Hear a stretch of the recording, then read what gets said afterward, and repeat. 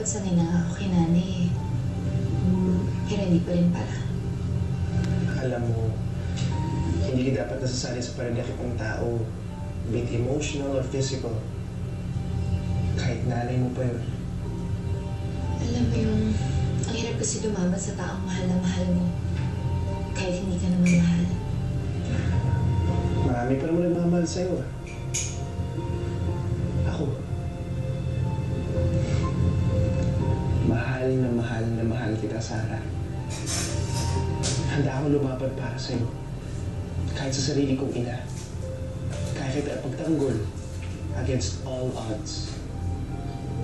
Sarah, I hope I can show you how much I love you.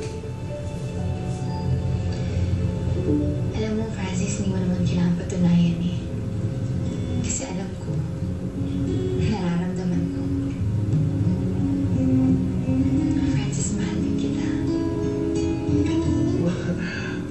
Wait, so are you saying Yung tanong mo sa akin dati, yun yung sagot ko.